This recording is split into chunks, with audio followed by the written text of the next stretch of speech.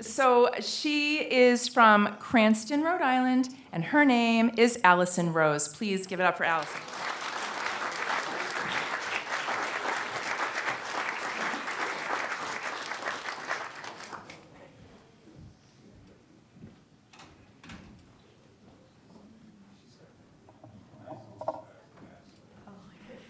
Some points for the boots, I got it. Is that mic too high for you? Very much. I think I can do this. Thank you. Yeah, I think I'm good.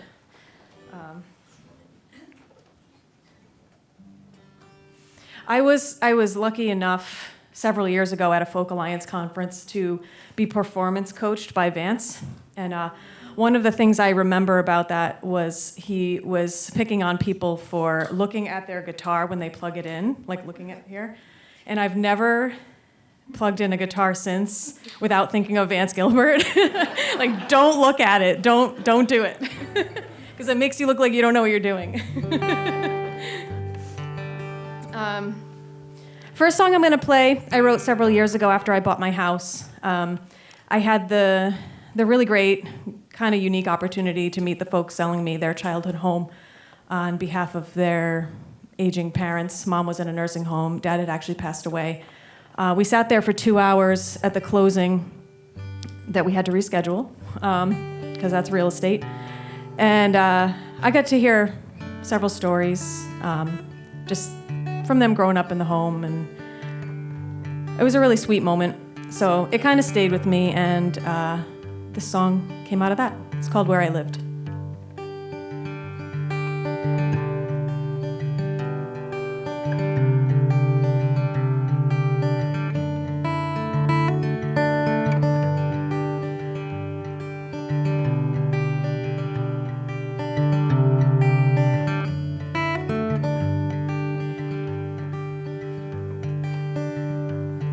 In the corner of the kitchen, there's a crack up by the ceiling.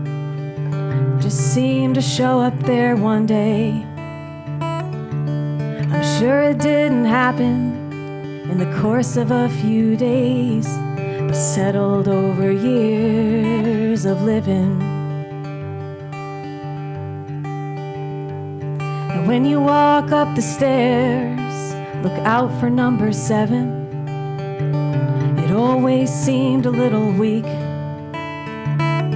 Well, I remember every line in the grain and every creek. You'll learn them too over years of living. Now there's new footsteps down the hall, new hand stains on the walls handed over with just my name signed on some page. There's a dog that barks, a car that's parked where Dad's old Chevy failed to start, and now it's just a place where I lived. Did you fix the bathroom sink? And if you give me time to think, I can count how many drips you'll hear from the bedroom to the hall. In the summer there's some daisies, in the spring the lilacs bloom, but it's nothing like that maple in the fall. Now there's new footsteps down the hall, new hand stains on the walls handed over with just my name signed on some page. There's a dog that barks, a car that's parked where Dad's old Chevy failed to start, and now it's just a place where I lived. We think that there's a ghost up in the attic. We named him after the next door neighbor's cat. Oh, I promise he's not me. And if you think that I'm kidding, just ask the guy that lives across the street. Now there's new footsteps down the hall, new hand stains on the walls handed over with just my name signed on some page. There's a dog that barks, a car that's parked where Dad's old Chevy failed to start, And now it's just a place where I lived.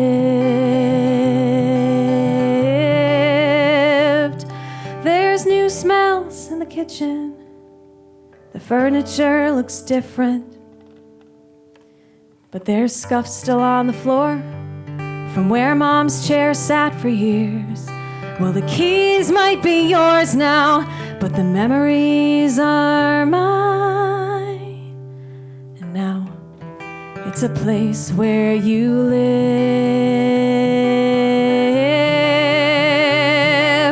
Now it's a place where you live. Now it's a place where you live.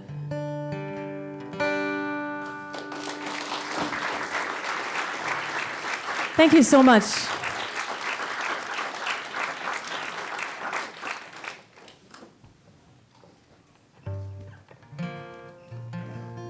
So again, I'm Allison Rose.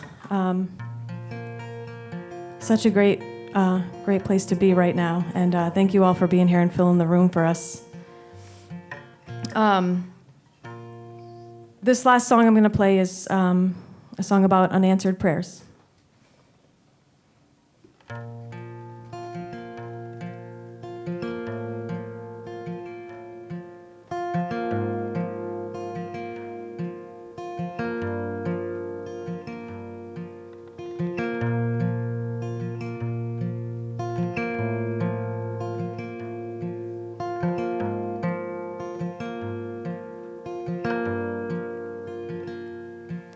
Should I say it out loud? Can I say it in my head? If I sit and write it down, I wouldn't know where I should send it. Well, it never really made sense to me to talk to the sky, but the birds and the balloons and the sun seem to know why. Is anybody listening?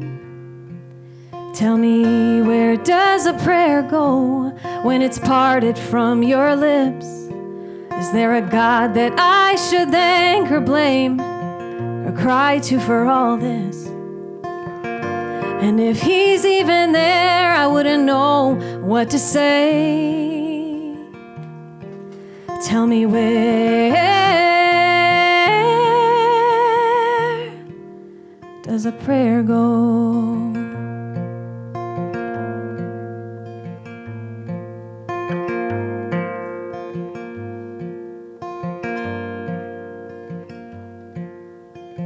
In church they always taught me to get down on my knees and bow my head and fold my hands and close my eyes and speak.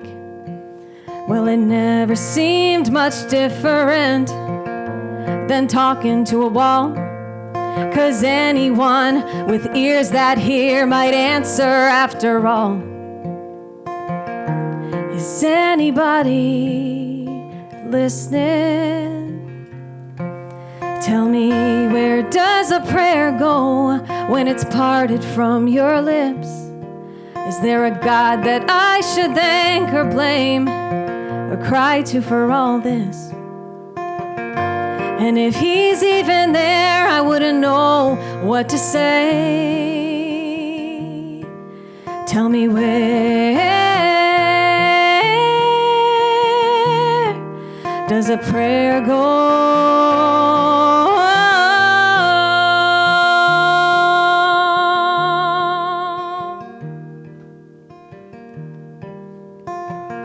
Where do the words go when they're parted from your lips?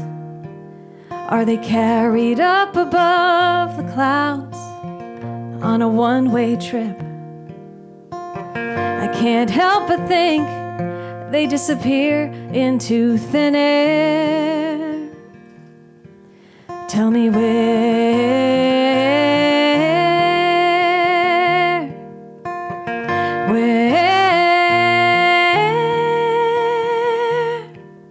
does a prayer go?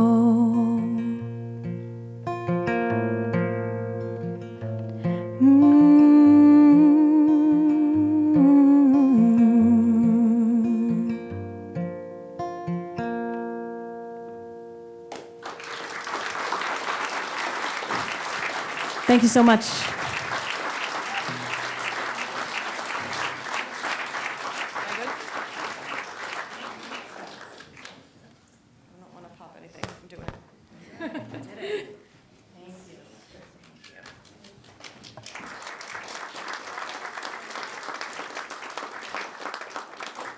All right, so our second performer is right here in the wings somewhere. He is from Pennsylvania, living in North Reading. Please welcome Chris Levancher.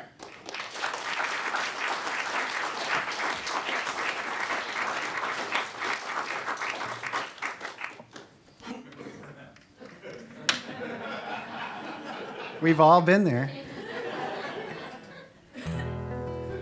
Oh, that was, Allison was really wonderful, wonderful, wonderful. Raise that up if you want, Yes, Chris. thank you. That's a good idea. So, hey, everybody. It's nice to be here. This is really an exciting night for us, and it's such a nice thing that you guys have been doing for, is it like 30 years or so that this has been going on? 32 years, so. So yeah, I'm originally from Pennsylvania. I grew up in a small town there, actually called Mansfield. So I feel a kinship with you, even though I now live in the north of the city, and I wasn't even sure I was allowed to come down here. So,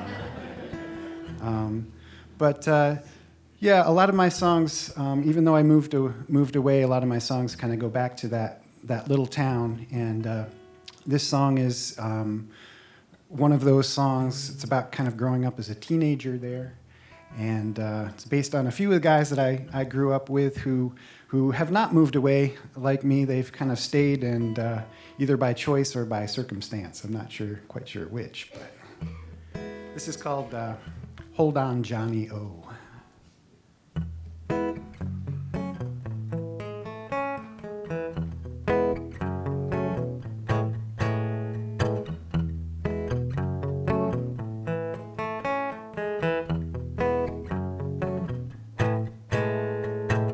Small town, summer on a Saturday night. Drive the loop from the Maple Lanes down to Mickey D's. Johnny's got a cigarette hanging from his lips, checks himself in the rearview mirror. He's never gonna feel this cool again. Oh, Johnny, hold on, Johnny. Oh, Johnny, hold on, Johnny, oh.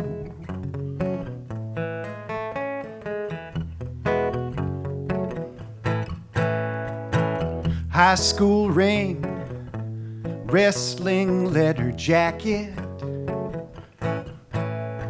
Looking for a college kid to buy a bottle of Boone's Farm. Underneath the bleachers, hanging at the park, Johnny's talking big about some girl. One day they'll get together, she'll have his baby. Oh, Johnny, hold on, Johnny. Oh, Johnny, hold on, Johnny, oh.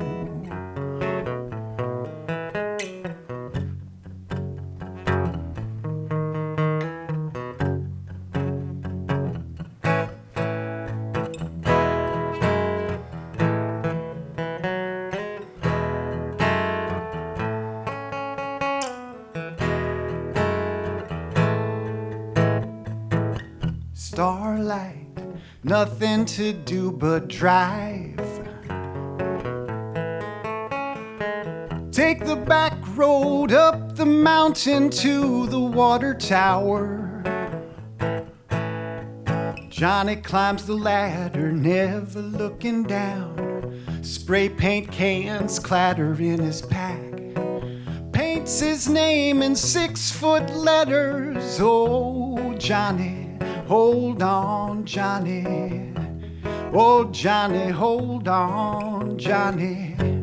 Well, now he works in dusty coveralls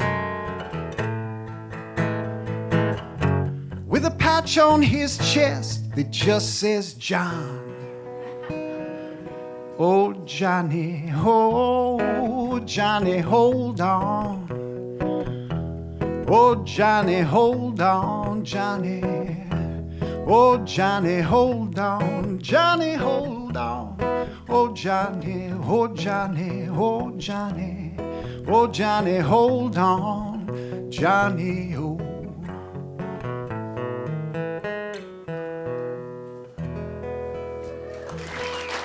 All right, thank you.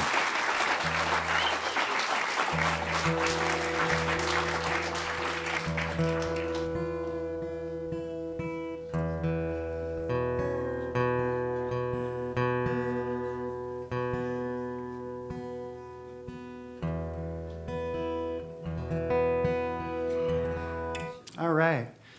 Well, thank you guys so much. This has been a real pleasure. It's nice to see some familiar faces too. Thank you guys for coming out.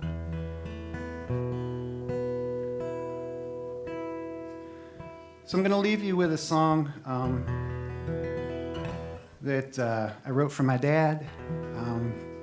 He's at the age where he's starting to get things cleaned up, you know, as far as like his study. He's going through all of his papers. He's going through books and taking them to the library, preparing, you know. He says, I don't want you guys to have to go through all this stuff when I go. And it's so my father, you know, to prepare. And it got my songwriter imagination going.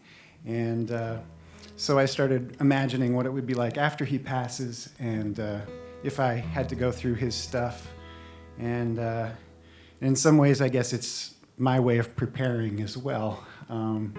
So I got some of my dad in me. So.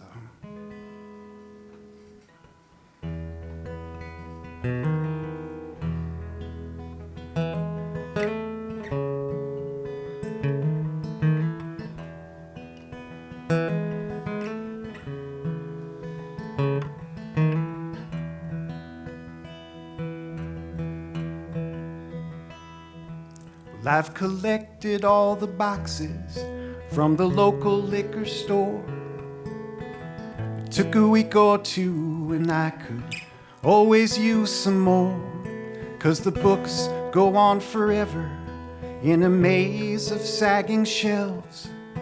I trace a finger across the spines like I did when I was 12, and I pull a leather-bound one with pages edged in gold. Red ribbon bookmark, the brittle paper felt so old. I'd climb into your favorite wingback chair, and I'd pretend to smoke your pipe, read your books and try you on for size. I'd try you on for size.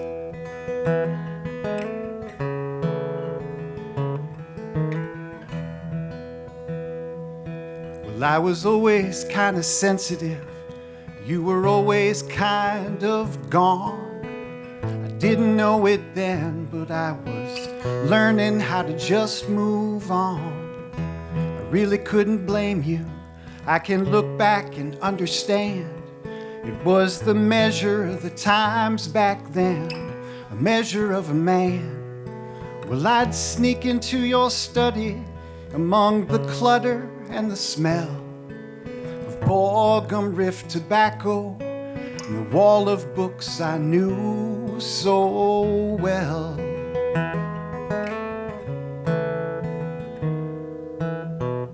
Small boy feet swim in your shoes. Your reading glasses blur the words.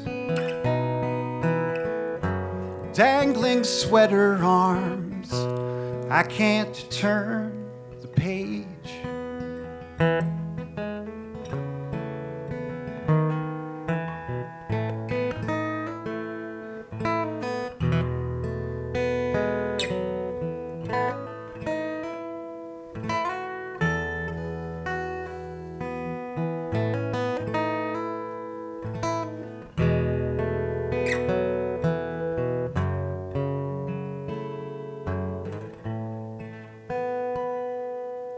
the shelves are all empty. Dust hangs in the air. Everything's been sorted from the common to the rare. And there are boxes for the library, boxes for the trash, a few for consignment, and 3 or 4 for my own stash. I cleared a shelf from my bookcase, arranged them A to Z. Now I pull a tattered volume of Old Man and the Sea, and I fall into your favorite wingback chair. Strike a match, smoke my pipe, read your books and try you on for size. I still try you on for size.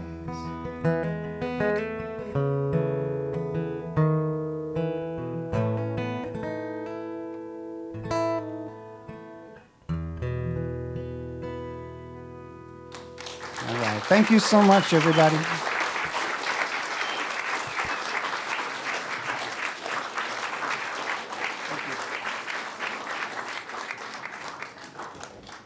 Thank you so much, Chris. That was wonderful. And we have one more for you, everyone. Our next performer is from Amarillo, Texas, and came all the way here from Denver, Colorado tonight. Yeah, and his name, I know, is James Lee Baker. Please give him a hand.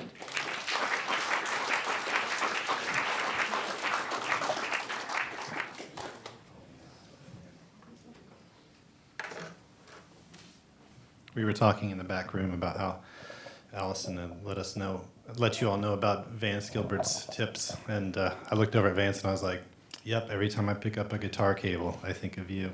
So he taught us all. My name is James Lee. I'm from Denver. Thank you for the opportunity to come out here. It's so great to be here in Massachusetts. I always have a great hair day because of the moisture. So, my mom, she is such an important person in my life, and she lives in my hometown about 7 hours away from where I live. And when I come into town, we sit down and have coffee together, and we talk about life and try to avoid politics and religion. And it's just it's been years of bonding with her over coffee. And I remember one morning I was in my kitchen in Colorado, and I was making my cup of coffee. I have a very personal ritual with it, and I just started crying, just out of nowhere. Just started crying because I wasn't there. And she's getting older, you know. She's not able to move around as much, and so she's not able to get out of the house as much. And my brother and sister and I were all grown, you know. So I wrote this song for her.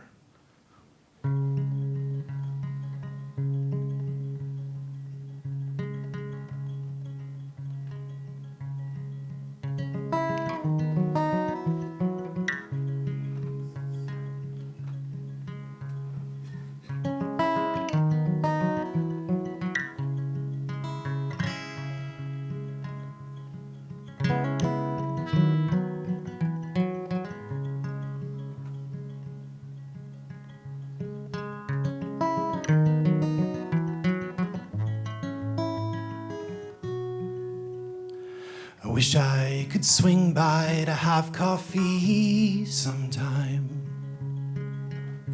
but I'm a whole day's drive away from my hometown. I look out my window, there's a bird on the wire, and I remember it's been a while since I've called you. I shuffle to the kitchen and I grind my own beans, just the way that you like it, with sugar and cream. And I imagine you home in your favorite chair, or a mug in your hand and dust in the air. Mama, does a bird sing songs when it's lonely? Mama, do they sing alone in their nest, alone in their cage?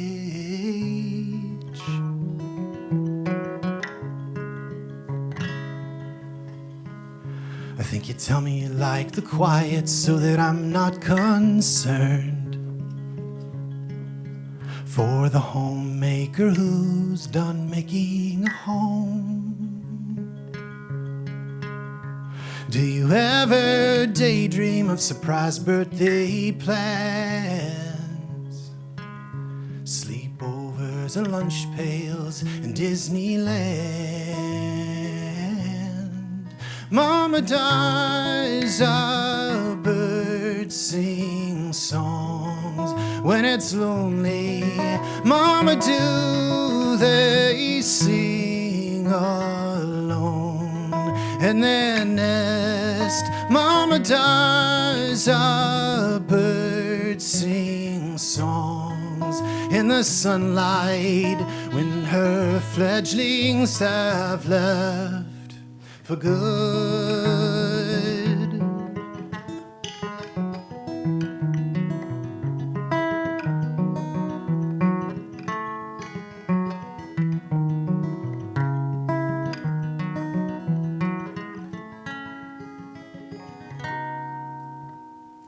The love of my life nestles up to me.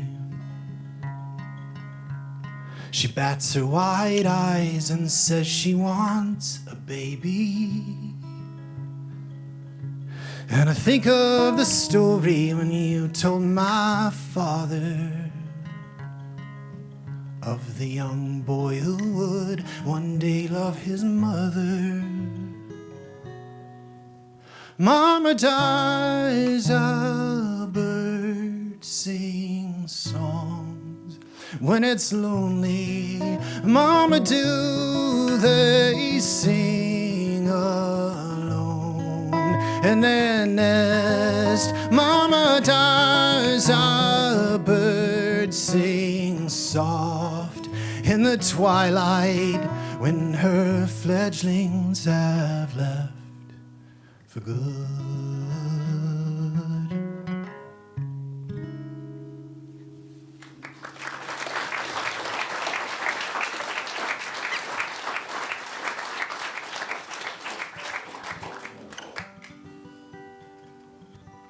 So this song was born right in the heart of the pandemic. I was in lockdown in a studio apartment in downtown Denver in a concrete jungle, and outside on the streets were the protests of George Floyd. The grocery store is right across the street, so that was nice. But it was there, that I really found a moment where I had to understand the difference between loneliness and solitude. In solitude, there's strength. A year and a half later, I would get engaged to be married to the love of my life. But it was in that time of just really trying to understand what do I want, and how does my life line up with my virtues and values? Because when that's kind of taken away, it's hard to know. And so this song was born out of that. This is called 100 Summers.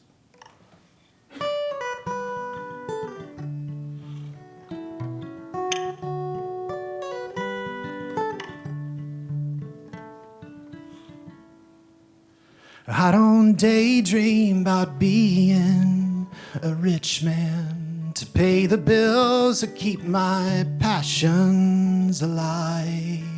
I don't need 1,000 friends who don't know me to make me think I've had a good life. I don't long for how I haven't lived yet, or for the home that I haven't quite made. All I really have is the gift of today. So why would I give that away? If I could have one wish, it would be to live a life full of meaning and wonder. Oh, for 100 summers.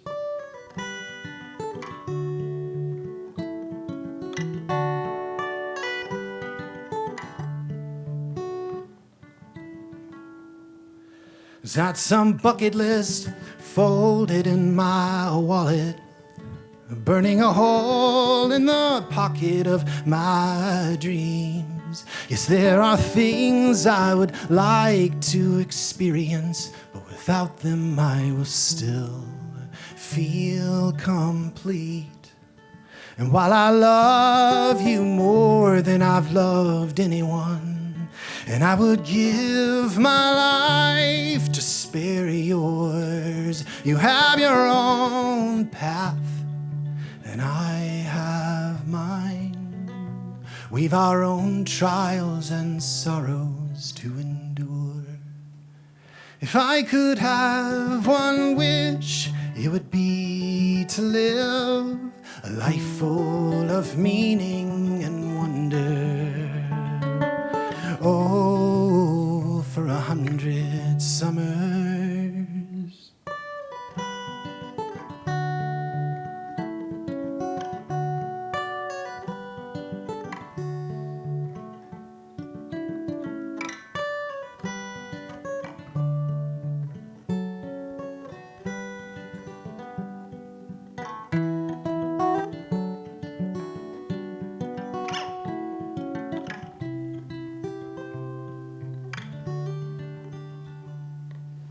Our children run around and giggle in the front yard on a day that brought sunshine and thunder. I'm sipping your homemade peach iced tea, dodging water balloons and sunburns. If I could have one wish, it would be to live a life full of meaning and wonder. If given wealth untold, I would trade it all just to have these moments so tender. Oh, for 100 summers.